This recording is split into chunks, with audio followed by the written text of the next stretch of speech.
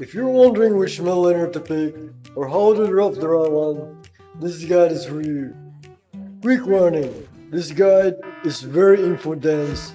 If your attention span is cooked and you can't focus for more than 30 seconds, this ain't the video for you. Go watch TikTok or something else. To those who survived the warning, congratulations, your brain is still functional. Now let's talk about how to properly draft midlaners. I'll be covering the three main categories of midlaners, the archetypes within each one, when to pick them, and how to counter them. Let's start with the first category, damage type midlaners. A perfect example is Eudora. Eudora Fulvia is back, terrorizing ranked games and even the pro scene. But before you pick her, watch this guide first. Eudora is one of the best anti-assassin mages in the game. She can quickly burst assassins and other squishy heroes before they have the chance to react. However, she doesn't work so well against tanky lineups. She also struggles against heroes that can expose her position, as she relies on surprise attacks. Selena is a great example. Her abyssal traps provide vision, making it much harder for Eudora to find a safe hiding spot. On top of that, Selena can harass her from a long range and is slippery enough to avoid getting caught. Another good counter is Novaria. Her long range skills reveal bushes and poke Eudora from a distance. Once you understand how to counter her, then there's really nothing to be afraid of. Now, if you decide to pick Eudora, here's my recommended build to maximize her potential. Start with Rapid Boots. The extra movement speed lets you rotate faster, sneak behind the enemy backline, and catch highly mobile assassins before they can escape. On the other hand, if you're playing against Eudora, the counter is incredibly simple. Buy a thinner shield or radiant armor.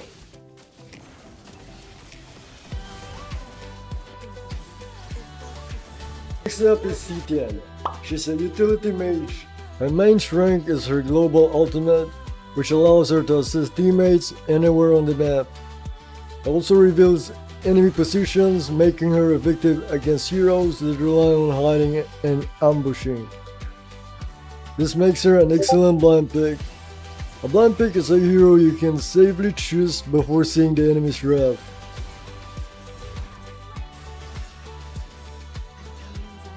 Because Citian's value comes from utility rather than raw damage, her build should reflect that identity.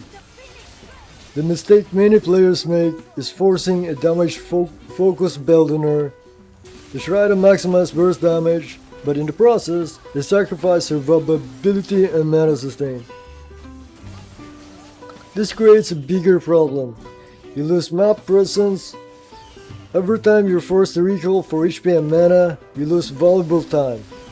Time you could have spent rotating, providing vision, applying pressure, and assisting your teammates. To maximize Citian's potential, her build should focus on maintaining that map presence. A balance of damage and cooldown reduction allows her to use her ultimate more frequently while still dealing enough damage. Her ultimate is meant to be spammed. Don't save it only for team fights. Map information is crucial. It prevents ganks and provides your teammates the information they need to either play aggressively or back off before it's too late. Next up is Gord. Unlike Citian, who is a safe blind pick, Gord is vulnerable to counters. He needs to be picked later in the draft when you have more information about the enemy team. So when should you pick Gord? Pick him when the enemy team lacks the ability to reach Gord, or when they rely on camping and ambush. Gord's long range kills can safely bush check and reveal their position. This is how he counters campers like Kagura, Guinevere, and Kadita. If you thought Kadita counters Gord, think again. because Gord with his long range skills can easily reveal counters and ruin their setup. Be mindful, don't rush your Kamehameha wave, prioritize your safety.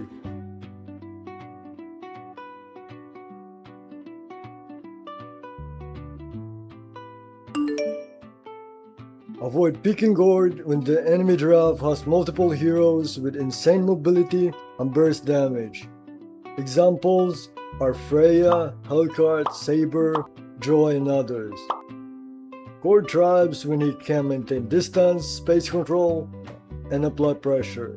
To them, he is just a happy meal. You are nothing. What the fuck? They also affect Gord's rotation. Gord has fast wave clear that allows him to rotate proactively, but against too many assassins, he can't freely rotate and he gets stuck in the mid lane due to their threat. I see a lot of players make the mistake of waiting for the minions to die. You don't need to. Just drop your skills and immediately rotate. The minions will eventually die from the continuous damage. Remember, this ain't a brawl match. Your teammates need you. Don't just sit in the mid lane like a bum. Here's my recommended build. This setup is what made him meta again. It focuses on utility and mobility, allowing him to apply pressure while staying safe. Gotcha, bitch. The third category is tank mid laners. This is a carefully guarded secret by the best coaches. Come to my channel, I'm the leading itemization coach, expert, and analyst. Now, before you lock in your favorite tank in the mid lane, there's a requirement. The tank must have a fast wave clear so you can manage lanes and rotate proactively. And also need sustain or you'll get poked to death. If your objection is that you won't have a magic damage, understand this. The damage can come from somewhere else. You have 4 teammates, but if your team doesn't have a front line, you've got a much bigger problem. Your jungle gets invaded non-stop, your backline has no one creating space. Every objective becomes extremely difficult to contest. What can a mage do? Nothing. You'll do nothing. You'll do fucking nothing.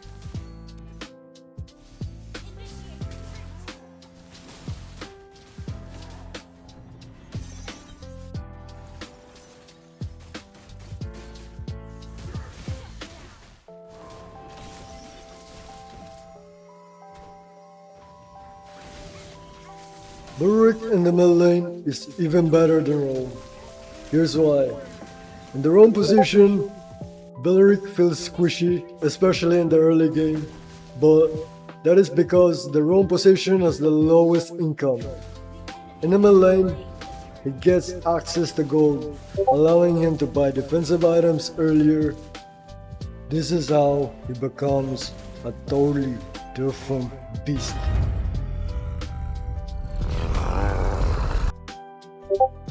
So, when to pick a tank in the mid lane? If your team has a healing support, they're squishy and can't really tank. If your team has assassin roamers, they have the damage, but they can't really tank or protect anyone. King China! Ding, ding, ding, ding, ding, ding. Here's my recommended build. It comes with Cursed Helmet. It's necessary for lane management and rotation. Stay true to the build. Don't change anything unless it's absolutely necessary.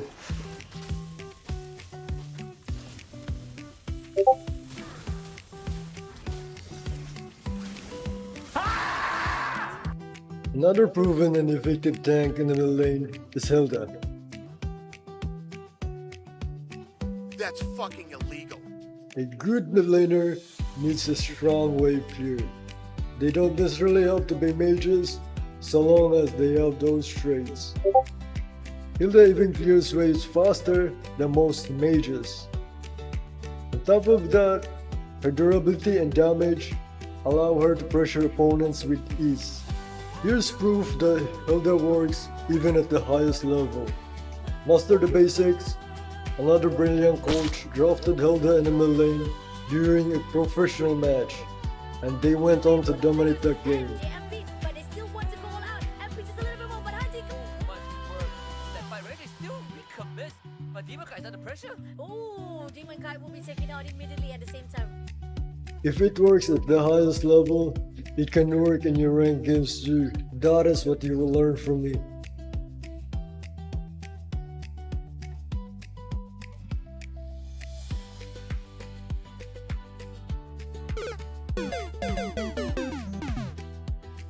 When to pick Hilda. Hilda has the damage but lacks crowd control.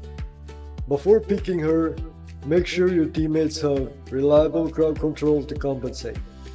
Ideal roamers to pair with her include Minotaur, Atlas, Tigreal, and any of the healing supports. Because Hilda has no dashes, she is best paired with Matilda, who provides her with a free dash. If you're concerned about lacking magic damage, remember this. It doesn't really matter whether your damage is physical, magic, HP based, or true damage. At the end of the day, damage is damage. Of course, it's still important to balance your damage composition, but if your team has no front line, it's gonna be bad for you. Bro, this gonna be bad. Another way to balance your damage composition is to have a magic damage in the goal lane, in the XP lane, or in the jungle. It is also not strictly about burst damage, because utility mages exist. Here is my recommended build.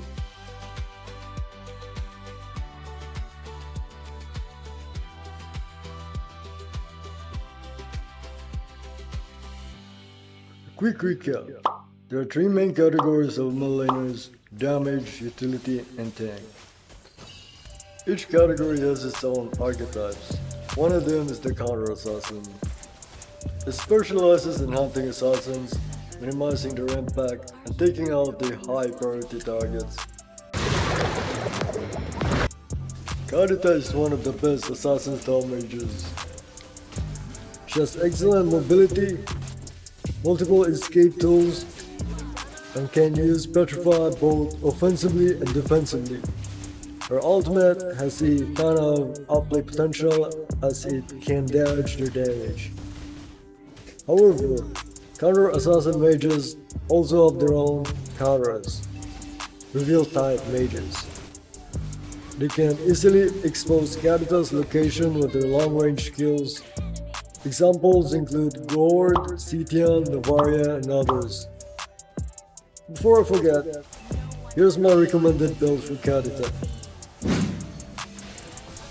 Kadita is synergy dependent. She needs teammates that have reliable crowd control and can pin down enemy heroes.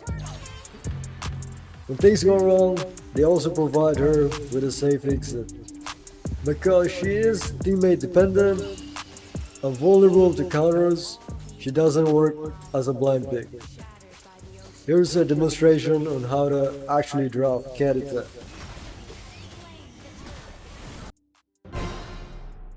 I'm your itemization coach, expert and analyst. Featuring Echo vs TNC. Kadita ban is a waste of resources from TNC, she is not even meta anymore. You only see her work when she is drafted effectively. Now you may ask what's an effective draft for Kadita. She is hero combo dependent. Here are the meta combo heroes for her. Fridrin, Kaja, Franco, Chao and Akai. Without them, Kadita tends to underperform. You don't have to ban all those heroes, since the opposing team will often ban one or two of those heroes, and sometimes more. You can pick one or two of those heroes to further limit her hero synergy, and since they are meta it's easy to draft them effectively. Another option is to pick the counter heroes to Kadita. You might be thinking why go through all these troubles when you can just ban Kadita. Well, there are a lot of meta heroes that have little to no counter and can pose greater problems when not banned. Flex pick, yes she is but very transparent since they can easily predict the draft pattern and regardless if you place her as roamer or mage, she will still be ineffective. I can understand the logic of TNC why they banned Kadita here, and that is because they saw Echo use her with great efficiency. One of the secrets Echo has is their pristine draft theory, and they were able to draft Kadita with those combo heroes above effortlessly. Once you understand how she works and why she works, then you realize that there's no point in banning her. One thing to note is that TNC really did their homework on how to nullify Valentina. As you can see, she doesn't have any good ultimates to copy. However, the beauty of Valentina is that she still works well, even if you don't give her good ultimates to copy. That's it for the draft theory. If you want to watch the full game, I'll leave a link in the comments section below. If there's a draft that you want me to analyze, let me know. Next up is Kagura. Very much the same as Karita. We are same, but different. However, she is less dependent on her teammates.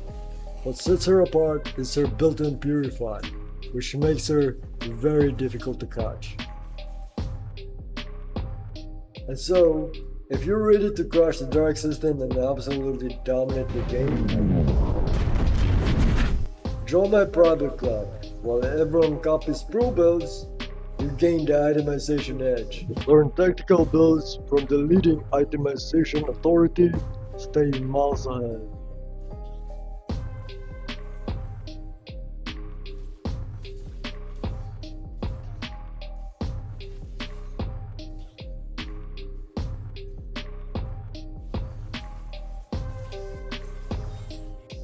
Up next is Faramis. Faramis is a unique hero. His primary role is to keep his teammates from getting bursted down. That makes him a natural counter to area of effect burst heroes like Karita and the Death. He's also an excellent counter to Glue. Simply wait for Glue to use his spread skill, then use your skill Ghostbuster and watch his health points evaporate. If he manages to attach to one of your teammates, you can use your ultimate to keep them alive, forcing Glue to overextend. Once your teammate survives, Glue often finds himself out of position, making him an easy target to finish off. Here's my recommended build. Enjoy. We have fleeting time because Faramis' ultimate has such a long cooldown. If you find this guide informative and useful, and you want to see more, comment part 2 for more please. That's it. I'll see you on the next one. Bye bye. Ult is not ready.